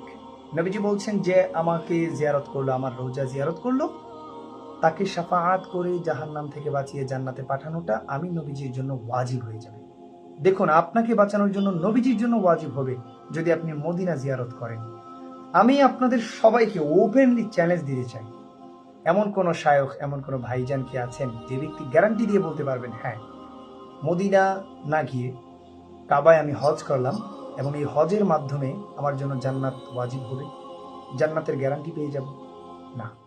আমি আপনাকে গ্যারান্টি দিয়ে বলতে পারবো, আমি কাবায় যাব না, হজ করব না, কাবার পাশেও যাব না, কাবার নামও উচ্চারণ করব না, শুধু মদিনা শরীফে যাব এবং নবীজির রওজা শরীফ জিয়ারত করব। জিয়ারত করার পর আমার উপর নবীজির শাফাআত ওয়াজিব হয়ে যাবে এবং আমি গ্যারান্টি দিয়ে বলতে পারবো, আমি মোহাব্বত নিয়ে জিয়ারত করার কারণে কিয়ামতের মাঠে আমাকে কোনো ফেরেশতার সাহস থাকবে না যে আমাকে নিয়ে জাহান্নামে পালায়। কারণ আল্লাহ নবী সাল্লাল্লাহু আলাইহি ওয়াসাল্লাম নিজে গ্যারান্টি দিয়েছেন আমাকে শাফাআত করবেন। ওয়াজাবাত লাহু শাফাআতি, আমার শাফাআত ওই উম্মতের উপর ওয়াজিব হয়ে যাবে। সুবহানাল্লাহ। অন্য হাদিসের মধ্যে একটি মুত্তাফাকুন আলাইহি লেভেলের একটি হাদিস আমার কাছে রেফারেন্স আছে, কেউ চাইলে আমি চাইলে রেফারেন্স দিতে পারবো। ওই হাদিসের মধ্যে বলছেন, যেই আমার উম্মত আমার রওজাকে জিয়ারত করলো হজে এসে, ওই উম্মত আমার সাথে কিয়ামতের দিন থাকবে, আমার পাশে থাকবে, আমার প্রিয় উম্মতদের কাতারে থাকবে। নবীজির প্রিয় উম্মতের কাতারে থাকতে পারি যদি নবীজির রওজা জিয়ারত করে, তাহলে আমার হজের প্রয়োজনটা কি? আমি তো বলতে চাই যে আমার হজের প্রয়োজন নেই, আমার এরকম একটা জিয়ারতের খুব প্রয়োজন। হজ করার মাধ্যমে আপনি জান্নাত পাবেন বা নবীজির শাফাআত পাবেন, এর গ্যারান্টি না আল্লাহ তাআলা দিয়েছেন, না নবীজি দিয়েছেন, না সাহাবীগণ দিয়েছেন। কোরআন সুন্নাহ কোনোটা থেকে আপনি পান না। বাট শুধু নবীজির রওজা শরীফ জিয়ারতের মাধ্যমে নবীজির শাফাআত আপনার উপর আবশ্যক, 100 শিওর হয়ে যাচ্ছে। এর গ্যারান্টি স্বয়ং খোদ রাসূলুল্লাহ সাল্লাল্লাহু আলাইহি ওয়াসাল্লাম নিজে দিচ্ছেন। এর চেয়ে দামি জিনিস কি হজ হতে পারে? তারপরেও আমরা কখনো বলি না যে হজের চেয়েও বেশি দামি নবীজির জিয়ারত। আমরা বলি না, কারণ আমরা চাই হজ যেহেতু আরকানুল ইসলাম, ইসলামের 5টি স্তম্ভের একটি, সো আমরা চাই আরকান রুকন হিসেবে হজকে প্রাধান্য দেয়া হোক, হজকে মানা হোক, হজের সাথে রওজা জিয়ারতটাও হয়ে যাক। আমি মাসুম হয়ে গেলাম, হাজরে আসওয়াদ চুম্বন করে, হজ আদায় করে, তাওয়াফ করে, বাইতুল্লাহ শরীফে নামাজ পড়ে কলিজা শীতল হয়ে গেল, মাওলাকে অর্জন করে ফেললাম। আমি পাপ থেকেও মাপ পেয়ে গেলাম, সাথে আমার রাসূলের কাছেও হাজিরা দিয়ে আসলাম। নবীজি বলছেন, যেই ব্যক্তি আমার কাছে আসলো সে যেন আমার রওজায় আসলো না, বরং আমি জীবিত থাকতে আমার কাছে যেভাবে সরাসরি এসে দেখা করতো সেভাবেই দেখা করলো, এবং কেউ যখন আমাকে সালাম দেয় আমি রাসূল সরাসরি সেটার জবাব দিই। সুবহানাল্লাহ। তো আমরা চাই হজ করার পর আল্লাহর একজন বান্দা, ওই বান্দা তার রাসূলের দরবারে যাবে, তার রাসূলের জিয়ারত করবে, দোয়া নেবে, মোহাব্বত নেবে এবং রাসূলের শাফাআত ওয়াজিব করে নিজের তকদিরকে দুনিয়ায় থাকতে জান্নাতি বানিয়ে তারপর আবার নিজের দেশে ফিরবে। সুবহানাল্লাহ। এর চেয়ে সুন্দর চিন্তা আর এর চেয়ে সুন্দর নসিহা আর কি হতে পারে? এই জায়গার মধ্যে যদি এনে কেউ যুক্ত করে দেয় যে মদিনা শরীফ হজের অংশ না, হজের সাথে মদিনার কোনো সম্পর্ক নেই, মক্কার সাথে মদিনার কোনো সম্পর্ক নেই, হজের সবকিছু হয় মক্কায়, এখানে করলে আপনার হয়ে গেল, মদিনায় যাওয়ার কোনো দরকার নেই, নাউযুবিল্লাহ। তখন আমাকে বলতে হবে যত বড়ই ঘোমটা দেয়া হোক অথবা যত বড়ই দাগ ফালানো হোক কপালের মধ্যে, খাতামাল্লাহু আলা কুলুবিহিম ওয়া আলা সামইহিম ওয়া আলা আবসারিহিম, আল্লাহ তাআলা আসলে তাদের কানে, কলবে এবং দৃষ্টিতে সিল মেরে রেখেছে, মোহর মেরে রেখেছে। হেদায়াত তারা নিজেরাও চোখে দেখবে না, অনুসারীদেরকেও দিতে পারবে না। কেন জানি কিছু কিছু ভাই কাদেরকে অনুসরণ করে আল্লাহই জানে। ঘোমটাওয়ালা কিছু মৌলবীতে অবশ্যই আছে, তাদেরকে হয়তো বা অনুসরণ করে, এতটাই বেয়াদব।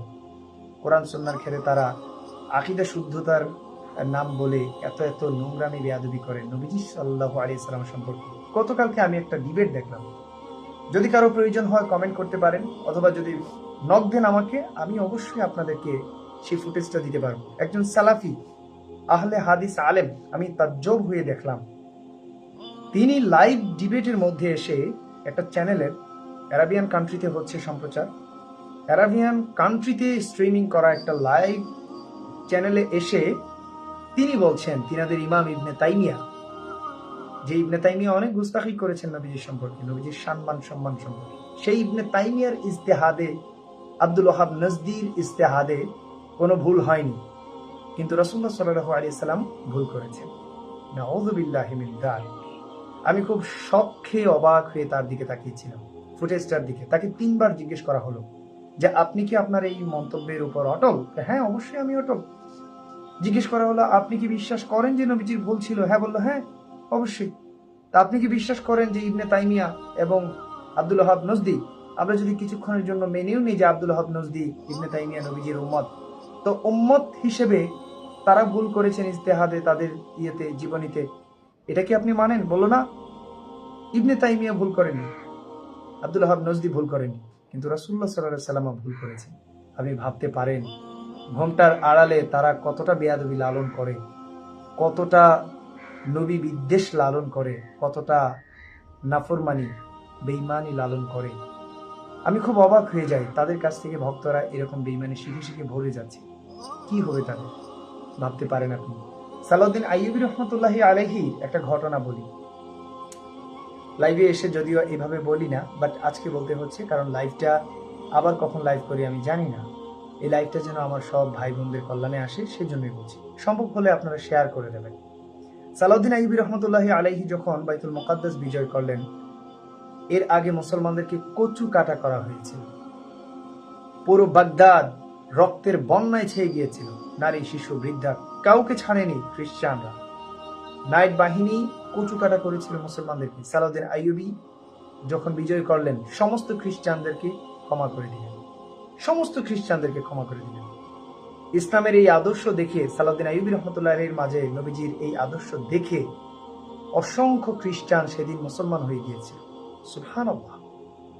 আপনি ভাবতে পারেন সালাউদ্দিন আইয়ুবী রহমতুল্লাহি আলাইহি তখন গভীর চিন্তায় চিন্তিত হয়ে পড়ে। তিনার সঙ্গী সাথীগণ বললেন, হুজুর আপনি চিন্তিত হয়ে পড়ছেন কেন? লিডার, আপনি তো বিজয় করলেন, এখন বিজয়ের আনন্দ উল্লাস আল্লাহর দরবারে শুকরিয়া আদায় করা দরকার। সালাউদ্দিন আইয়ুবী রহমতুল্লাহি আলাইহি বললেন, জবাব দিচ্ছি, আসো আমার সাথে। তিনি সঙ্গী সাথীদেরকে নিয়ে বিসমিল্লাহ বলে বাইতুল মুকাদ্দাসে প্রবেশ করলেন। বাইতুল মুকাদ্দাসে গিয়ে প্রশান্তির 2 রাকাত নামাজ পড়লেন, আল্লাহকে সিজদা দিলেন। সুবহানাল্লাহ। দেওয়ার পর তিনি বললেন, এবার শোনো, আমি আমার টেনশন, দুশ্চিন্তার কারণটা বলছি। আমি খ্রিস্টানদেরকে পরাজিত করেছি, ক্ষমা করেছি, আমি শত্রুদেরকে দমন করেছি, বাইতুল মুকাদ্দাস বিজয় করেছি, মুসলমানদের কিবলা আবার মুসলমানদের হাতে আনতে পেরেছি, আলহামদুলিল্লাহ। ফিলিস্তিন আজ আমাদের, ফিলিস্তিন আমাদের হাতে। কিন্তু মুসলমানদের ভেতরে থাকা মুনাফিক, ঘোমটাওয়ালা, এইরকম যে আলেম সমাজ আছে, তাদেরকে যদি আমরা ধ্বংস না করতে পারি, তাহলে এই বাইতুল মুকাদ্দাস বেশি দিন আর আমাদের হাতে থাকবে না। তখন তিনাকে জিজ্ঞেস করা হলো, আপনি কি বলতে চাচ্ছেন? আমরা তো বুঝতে পারছি না। তখন তিনি বলল যে মুসলমানদের মধ্যে ইহুদি নাসারা ঢুকে গিয়েছে। ইহুদি মদতপুষ্ট কিছু মুনাফিক মুসলিম আছে, যারা মুসলমানদের মধ্যে ইমাম, শায়খ হিসেবে বসে আছে। তারা সাধারণ জনতাকে ব্রেইন ওয়াশ করে, যেহেতু সাধারণ জনতারা আলেমদেরকে মানে, সো ইহুদিরা প্ল্যান করে করে আলেমদের জায়গায় ইহুদিদের লোক বসিয়ে দিয়েছে, এবং আলেমদের অধিকাংশই তাদের মধ্যে ছিল ইহুদি, বাকি অধিকাংশ ছিল মুসলিম, কিন্তু মুনাফিক শায়খ। তাদের কাজ কি ছিল? তাদের কাজ ছিল মুসলমানদেরকে ভুল ফতোয়া দিয়ে বিভ্রান্ত করা, মুসলমানদেরকে যুদ্ধ এবং জিহাদ থেকে সরিয়ে দেয়া। এই ঘোমটাওয়ালা যারা, তারা দেখবেন জিহাদ নাম শুনলেই ছিটকে ওঠে, জিহাদকে তারা সাপোর্ট করে না। এবং তাদের কাজ কি ছিল? তাদের কাজ ছিল নবীজি সাল্লাল্লাহু আলাইহি সাল্লাম থেকে উম্মাহকে দূরে সরিয়ে রাখা, ফতোয়ার মাধ্যমে মদিনাকে ছোট করে ফেলা, গুরুত্ব কমিয়ে দেয়া। নাউযুবিল্লাহ। আল্লাহ রাসূলের মুহাব্বত, আল্লাহ রাসূলের ভালোবাসা, মদিনার মুহাব্বত, মদিনার যাত্রা, মদিনার জিয়ারত, এগুলোকে ছোট, গুরুত্বহীন করে দেয়া। গুরুত্বহীন করে দিলে মানুষ এত আগ্রহ দেখাবে না, মানুষ মক্কা এবং শায়খ নিয়ে ব্যস্ত থাকবে, সেটাই করে দেয়া। নাউযুবিল্লাহি মিন যালিক। নবীজির হাদিস পড়ে পড়ে তারা শাইখুল হাদিস হয়, মুহাদ্দিস হয়, আহলে হাদিস হয়, কিন্তু তারা হাদিসের ভুল ব্যাখ্যা দিয়ে নবীজিকে ছোট বানিয়ে। নাউযুবিল্লাহি মিন যালিক। নবীজির সম্মান ছোট করে, মদিনার সম্মান ছোট করে। নাউযুবিল্লাহ। তো এই কাজগুলো সালাউদ্দিন আইয়ুবী রহমতুল্লাহি আলাইহি খুব গভীর মনোযোগ দিয়ে উপলব্ধি করতে পেরেছিলেন। তখন ওই ফিলিস্তিনের ভূমিতে অনেক বড় একজন শায়খ ছিল, অনেক বড় ঘোমটাওয়ালা একজন আলেম ছিল। সেই ব্যক্তি মানুষকে নসিহত করত। তো একদিন সব মুসল্লিদেরকে নিয়ে নসিহত করছে। সালাউদ্দিন আইয়ুবী রহমতুল্লাহ আলাইহি যে ইহুদিদেরকে ধরলো, ওই ইহুদিদের থেকে ট্রেনিং নিয়ে কিভাবে মুনাফিক মুসলিম শায়কদেরকে ধরবে, এটার জন্য প্রস্তুত করলো দুজনকে। করে ওই দুজনকে পাঠিয়ে দিল কোথায়? ওই ব্যক্তির কাছে, ওই শায়খের দরবারে। দুজন ব্যক্তি গেলেন, গিয়ে দেখছেন যে ওই শায়খ এত সুন্দর মধুর সুরে কোরআন তিলাওয়াত করছেন এবং কোরআনের তাফসির করছেন, যেন তার তাফসির শুনে আপনার আমার চোখে পানি চলে আসবে। সুবহানাল্লাহ। এত সুন্দর, এত মধুর, এত তাত্ত্বিক বিষয়ে কথা বলে বলে কোরআন সুন্নাহ বোঝাচ্ছেন ঘোমটাওয়ালা শায়খ। যখন দুজন বসলেন, শুনলেন। শোনার পর ওই সব মানুষ যখন চলে গেলেন, ওই শায়খ, ওই শায়খটা একা হয়ে গেলেন। ওই দুজন ব্যক্তি, সালাউদ্দিন আইয়ুবী রহমতুল্লাহের দুজন ব্যক্তি ইহুদি সেজে গিয়েছিল, কারণ তারা তো ট্রেনিং প্রাপ্ত। ইহুদি সেজে গিয়ে সোজা সাপটা কিছু কোডিং এর কথা ছিল, কথাবার্তা আদান প্রদান করল। ব্যাস, শায়খ বুঝে নিল যে এটা ইহুদি শায়খের দলের লোক। কিন্তু শায়খ জানতো না যে এটা মূলত সালাউদ্দিন আইয়ুবী রহমতুল্লাহের লোক। বাসায় নিয়ে গেল। নিয়ে যাওয়ার পর শায়খ তার সকল পোশাক খুলে ফেললো। শায়খের ওয়াইফ মদ আপ্যায়ন করলো, সবাইকে এনে মদ দিল খাওয়ার জন্য। খাওয়ার পর কথাবার্তা, শায়খের অনেক প্ল্যান। জিজ্ঞেস করা হলো আজকে কতজনকে বিভ্রান্ত করেছেন, কয়টা ভুল ফতোয়া দিয়েছেন, কয়টা গুস্তাখি রাসূল করেছেন, কয়টা বিভ্রান্তিমূলক ফতোয়া, কোরআন হাদিসের ব্যাখ্যা আপনি মুসলমানদের মধ্যে ছেড়ে দিতে পেরেছেন। তখন শায়খ এগুলোর হিসাব দিল যে আমি এতটা করতে পেরেছি। নাউযুবিল্লাহ। সব হিসাব কিতাব শেষে সালাউদ্দিন আইয়ুবী রহমতুল্লাহ আলাইহির দলের যে দুজন লোক গিয়েছিল, তারা তাদের বেশভূষা পাল্টে ফেললো এবং তাদের নিজেদের বেশে চলে আসলো। যখন দেখলো নিজেদের বেশে, ওই শায়খ সবকিছু ফেলে এক প্রকার দৌড়ানো শুরু করলো। দুজন ব্যক্তি, দুজন সিপাহ সালার ওই শায়খকে ধরলো, ধরে সালাউদ্দিন আইয়ুবী রহমতুল্লাহ আলাইহির দরবারে নিয়ে আসলো। আনার পর জিজ্ঞেস করলো, কি ব্যাপার, তুমি শায়খ হয়ে মুসলমানদের ভেতরে ঢুকে নবীজির ব্যাপারে বিশুদ্ধার করছো, মদিনাকে ছোট করে দিচ্ছ, জিয়ারতে মদিনা ছোট করে দিচ্ছ, হব্বে মুস্তাফা ছোট করে দিচ্ছ, মুসলমানদেরকে ভুল ফতোয়া দিয়ে বিভ্রান্ত করছো, ঈমান আকীদা নষ্ট করে দিচ্ছ, কেন বলো? আর না হয় এই মুহূর্তে তোমার গর্দান আলাদা করে দেওয়া হবে। যখন সুলতান সালাউদ্দিন আইয়ুবী রহমতুল্লাহি আলাইহি এই কথা বললেন, তখন কি হলো জানেন? তখন ওই শায়খ বলছে যে আমাদেরকে ইহুদিরা ট্রেনিং দিয়েছে, ইহুদি মদতপুষ্ট আমরা, ট্রেনিং দিয়েছে আমাদেরকে এবং ট্রেনিং নিয়ে আমরা এসেছি। এবং সবচেয়ে বড় কথা হলো, ট্রেনিং নিয়ে আমরা এসে আমরা নিয়মিত মুসলমানদেরকে বিভ্রান্ত করছি, আমল ঈমান আকীদা নষ্ট করে দিচ্ছি শায়খ সেজে, তারা আমাদেরকে অনুসরণ করছে না বুঝে, এবং মদিনা থেকে, নবীজির মহাব্বত থেকে আমরা তাদেরকে দুর্বল করে দিচ্ছি, দূরে সরানোর চেষ্টা করছি, মক্কা মদিনা থেকে আলাদা করে দিচ্ছি। দিয়ে দিয়ে কি হচ্ছে? মুসলমানদের ভেতর থেকে জিহাদ চলে যাচ্ছে, ঐক্য চলে যাচ্ছে। দেখুন ভালো করে, সুলতান সালাউদ্দিন আইয়ুবী রহমতুল্লাহ আলাইহির জমানায় যদি এই কাজ হয়, এখন কি এটা বন্ধ হয়ে গিয়েছে? না, কখনোই না। এখন তো পুরো পৃথিবীতে ছেয়ে গিয়েছে, আর ওইটার সাইড ইফেক্ট এখন আমরা পাচ্ছি।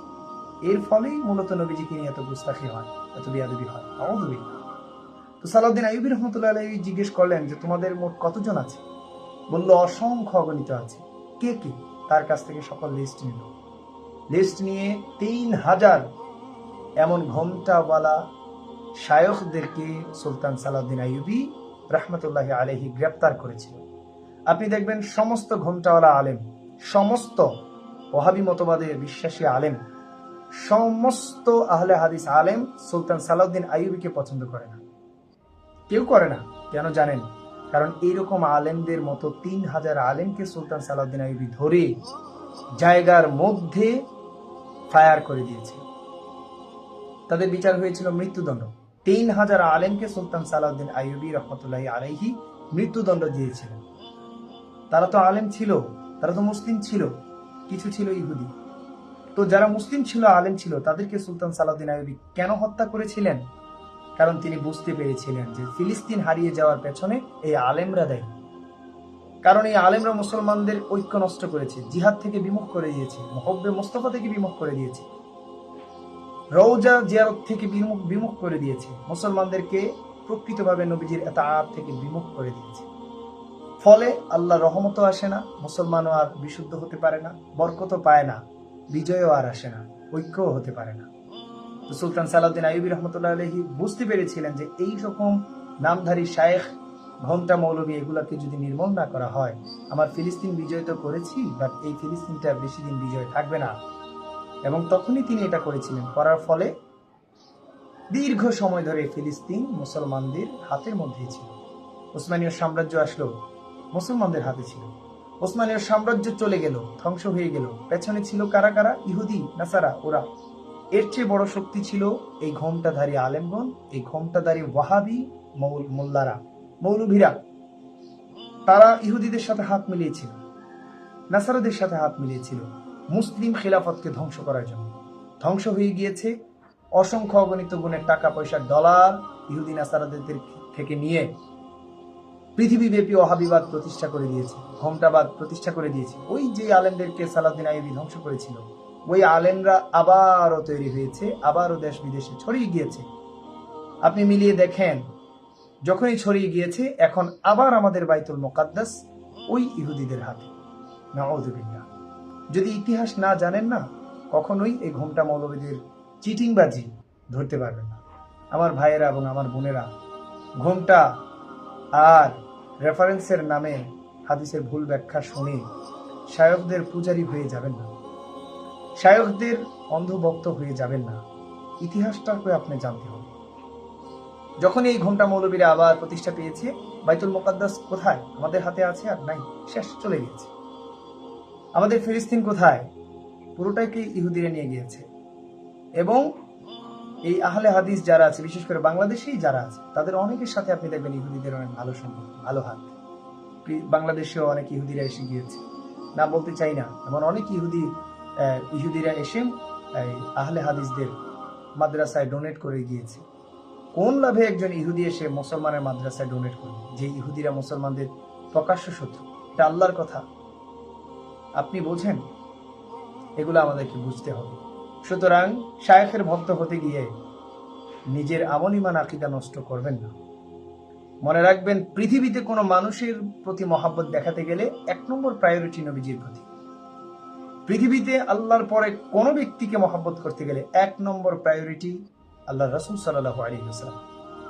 আপনি ভুল করে যদি আল্লাহ রাসূলকে কোনো একটা ভুল কথায় ধরে নেন, যে আমরা যদি বলি যে নবীজি সাল্লাল্লাহু আলাইহি ওয়াসাল্লাম 40 বছর বয়সের পূর্বে নবী ছিলেন, কথাটা আমি ধরে নিলাম ভুল, আস্তাগফিরুল্লাহ, আমি ক্ষমা চেয়ে নিচ্ছি, কারণ এটা কোরআন হাদিস দ্বারা স্বীকৃত এবং প্রমাণিত যে এই কথাটা সঠিক। তারপরেও আমি যদি ওয়ান টাইমের জন্য টেম্পোরারি ধরে নিলাম যে কথাটা ভুল, সঠিক নয়, এই সঠিক নয় কথা দিয়েও যদি নবীজির প্রশংসা আপনি প্রকাশ করেন, আমি গ্যারান্টি দিয়ে বলতে পারি আল্লাহ তাআলা নবীজির প্রশংসাকারীকে কখনোই ঘৃণা করেন না। কারণ এই নবীজির প্রশংসাকারীদেরকে আল্লাহ তাআলা পৃথিবীর শ্রেষ্ঠ আল্লাহ বলি বানিয়ে দিয়েছেন। সুবহানাল্লাহ। যত ওলি আউলিয়া আছে সব দেখবেন আহলে সুন্নাত ওয়াল জামাআত থেকে। আপনি আহলে হাদিস ঘোমটা থেকে পাবেন না। মক্কা মদিনাকে যারা রেফারেন্স দেয়, তারা বলে মক্কা মদিনায় কোনো মাজার নাই। 100 বছর আগে খোঁজ নেন, আপনি দেখবেন বিশাল বড় বড় মাজার ছিল। জান্নাতুল বাকি পুরোটা মাজার ছিল, সাহাবাগণদের বড় বড় মাজার ছিল। ওয়াহাবিবাদ এসেই সব ধ্বংস করে ফেলেছে। 100 বছরের ইতিহাস কি আমাদের হাতে নাই? আছে তো। এখন যখন বলে যে কোনো মাজার নাই ওখানে, বাংলাদেশে কেন মাজার, খুব লজ্জা লাগে, খুব কষ্ট লাগে যে এই ভাইগুলা না বুঝি, না পড়ে, না জেনি এইভাবে বিভ্রান্ত হচ্ছে, বিভ্রান্ত কথা বলছে।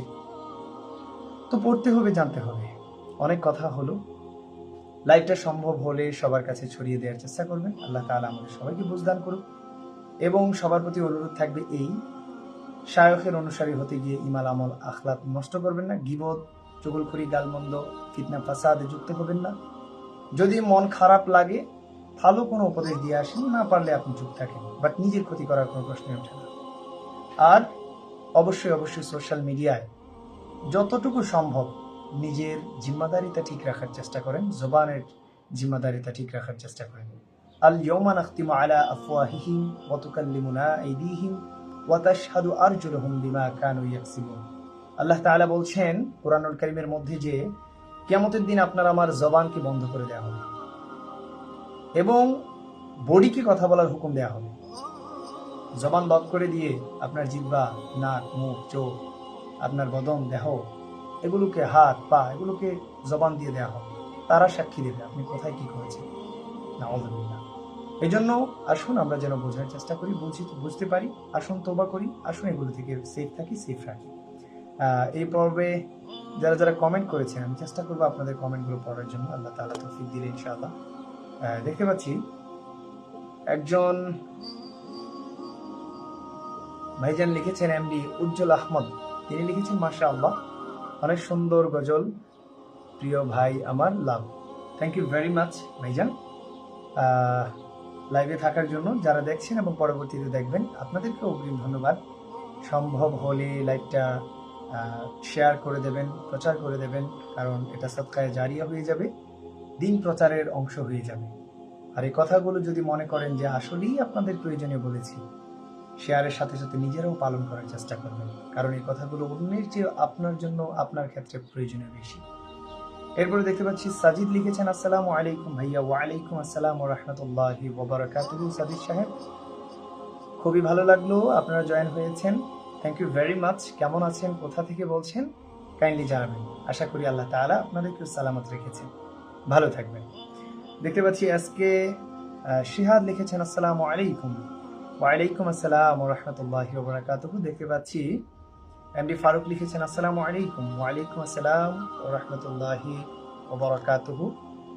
দেখতে পাচ্ছি এমডি নাজিরুল ইসলাম লিখেছেন, আসসালামু আলাইকুম ওয়া রাহমাতুল্লাহি ওয়া বারাকাতুহু। ওয়া আলাইকুম আসসালাম ওয়া রাহমাতুল্লাহি ওয়া বারাকাতুহু ওয়া মাগফিরাহ। কেমন আছেন নাজিরুল ইসলাম সাহেব? আলহামদুলিল্লাহ, আমি আল্লাহর রহমতে ভালো আছি, আপনারা কেমন আছেন জানাবেন। এবং দেখতে পাচ্ছি তিনি একটি প্রশ্ন করেছেন, ওয়াহাবির মেয়েকে বিয়ে করা যাবে কি না। ওয়াহাবি বলতে যেই ব্যক্তি আব্দুল ওয়াহাব নজদির মতবাদে বিশ্বাসী, অনুসরণ করে, বিশ্বাস করে এবং আল্লাহ রাসূল সাল্লাল্লাহু আলাইহি সাল্লামের শান মানে বিশুদ্ধগার করে, সেই ব্যক্তিকে মূলত ওয়াহাবি বলে আপনি ঘোষণা দিতে পারবেন। কিন্তু যেই ব্যক্তি তাদের দলে আছে কিন্তু এগুলো বিশ্বাস করে না, আপনি তাকে ওয়াহাবি বলতে পারবেন না। এবার আসুন, যদি আব্দুল ওয়াহাব নজদির গুস্তাখি, মুনাফিকি বা রাসূল সাল্লাল্লাহু আলাইহি সাল্লামের শানে বিশুদ্ধগারের কথাগুলোকে মেয়ের বাবা বিশ্বাস করে এবং মেয়েও বিশ্বাস করে, তাহলে সেই মেয়েকে বিয়ে যদি করেন তাহলে 1 নম্বরে আপনার আকীদা নষ্ট হয়ে যাবে, 2 নম্বর আপনি আল্লাহ রাসূল সাল্লাল্লাহু আলাইহি ওয়াসাল্লামের বিশুদ্ধগারকারী একজন মুনাফিককে নিয়ে সংসার করবেন। এটা আপনি বিবেচনা করবেন যে আপনার জন্য কেমন হবে, কারণ ক্রিয়েটিভিটি আল্লাহ তাআলা আমাদের সবাইকে দিয়েছে। আর যদি এমন হয় বাবা ওয়াহাবি মতবাদে বিশ্বাসী কিন্তু মেয়ে ওয়াহাবি মতবাদে বিশ্বাসী না, অবশ্যই বিয়ে করা যাবে, এতে কোনো ক্ষতি নেই। এবং এখানে আমার মনে হয় যে বিয়ে করাটা অবশ্যই প্রয়োজনীয় হবে, কারণ আপনি একজন মানুষকে যেভাবে সংশোধন করতে পারবেন, ওই ব্যক্তির মেয়ে তাকে আরো বেশি সংশোধন করতে পারবে চাই। কারণ সন্তানের কথায় বাবা মার হৃদয়ে গিয়ে লাগে, হৃদয় থেকে বাবা মার সন্তানের কথা শোনে। তো এই জন্য যদি বাবা বিশ্বাস করে কিন্তু মেয়ে বিশ্বাস না করে, ওই মেয়েকে অবশ্যই বিয়ে করতে পারেন। বিয়ে করলে উত্তমই হবে, অনুত্তম হবে না। এবং বিয়ের পর আপনি চাইলে চেষ্টাও করতে পারবেন যে এই মেয়ের মাধ্যমে ওই বাবাটাকেও সংশোধন করে ফেলা। এতে করে দেখা যাবে বিয়েও হয়ে গেল, সংশোধনও হয়ে গেল, দিনই কাজও হয়ে গেল। সুবহানাল্লাহ। তো যদি এভাবে করতে চান করতে পারেন ইনশাআল্লাহ। এরপরে দেখতে পাচ্ছি ভাইজান আবার লিখেছেন, আপনি কেমন আছেন? আলহামদুলিল্লাহ, আমিও ভালো আছি। তো সবকিছু মিলিয়ে কে কোথা থেকে দেখছেন জানাবেন। অনেক দীর্ঘ সময় কথা বলা হয়ে গেল। আল্লাহ তাআলা আমাদের কথা এবং লাইভে সংযুক্ত থাকা দেশ বিদেশের যে যেখান থেকে দেখছেন সবাইকে সদকায়ে জারিয়ার সওয়াব দান করুক, দ্বীনে ইলম অর্জনের সওয়াব দান করুক, দিন প্রচার এবং দিন প্রসারের সওয়াব দান করুক, এবং আমাদের লাইভটিকে আল্লাহ তাআলা কবুল করুক। বিভ্রান্ত কারী এবং বিভ্রান্ত কৃত যে সকল ভাই এবং বোনেরা আছেন সবাইকে এটা শোনার তৌফিক দান করুক, এবং সবাইকে আল্লাহ তাআলা এই লাইভটার কল্যাণ দান করুক। সবাইকে আল্লাহ তাআলা সালামত রাখুক। আমি সর্বশেষ এইটুকুই অনুরোধ করব, আপনি প্রিয় ব্যক্তি আপনার থাকতেই পারে, কোনো প্রিয় শায়খ থাকতেই পারে, কোনো প্রিয় ব্যক্তি আলেমকে আপনি পছন্দ করতেই পারেন, বাট ওই ব্যক্তির বিরুদ্ধে যায় এমন কোনো কথা আপনার সামনে আসলে কখনোই ওই কথাকে কেন্দ্র করে আপনি কারো গীবত করবেন না, কাউকে গালি দিবেন না, কাউকে টেক করবেন না, কাউকে চুগলখুরি করবেন না, কাউকে ফিতনা ফাসাদে যুক্ত করবেন না। যদি করেন তাহলে আপনি আলেমকে অনুসরণ করছেন ইসলাম শিখে শুদ্ধ হওয়ার জন্য, কিন্তু ওসব করে আপনি নিজেই অশুদ্ধ ধ্বংস হয়ে যাবেন, নাউযুবিল্লাহ। এবং এই লাইভটি যদি আমার সেই সমস্ত ভাইদের কাছে পৌঁছায় যারা এই সমস্ত বিভ্রান্তিকর সিচুয়েশন তৈরি করে ফেলে, গুস্তাখি সমাজে ছড়িয়ে দেয়, তাহলে আমি সেই ভাইদের উদ্দেশ্যে বলবো, নিজের ইমানও নষ্ট করবেন না, অনুসারীদের ইমানটাও নষ্ট করবেন না। মুসলমানরা আজকে অনেক বিভক্ত, পৃথিবীতে দেশে দেশে মার খাচ্ছে। অন্তত দয়া করে এখন এগুলো বাদ দিন, মুসলমানদেরকে ঐক্যের দিকে আসতে দিন, বিভ্রান্তকর তথ্য বন্ধ করুন। আল্লাহ তাআলা সবাইকে হেদায়েত করুন। আল্লাহুম্মা আমিন। অন্য আরেকটি লাইভে ইনশাআল্লাহ ভবিষ্যতে দেখা হবে। সবার দোয়া চাচ্ছি, সবাই দোয়া করবেন। সবার সুস্বাস্থ্য কামনা করি, আমার জন্য সবাই দোয়া করবেন। আল্লাহ তাআলা আপনাদের সবাইকে, আমাকে, আমাদের সবাইকে কবুল করুন। নিয়মিত সোশ্যাল মিডিয়ায় যুক্ত থাকুন, দ্বীনে ইলম প্রচারে সংযুক্ত থাকুন। অবশ্যই লাইক কমেন্ট শেয়ার করে সাথে থাকবেন, দিন প্রচারের সামর্থ্য থাকবেন, অংশগ্রহণ করবেন, এবং রেগুলার আমাদের লেকচারগুলা যেগুলো আসছে আমার এই পেজ থেকে শোনার চেষ্টা করবেন। আশা করি আপনাদের কল্যাণে আসবে ইনশাআল্লাহ। Thank you very much. আসসালামু আলাইকুম ওয়া রাহমাতুল্লাহি ওয়া বারাকাতুহু।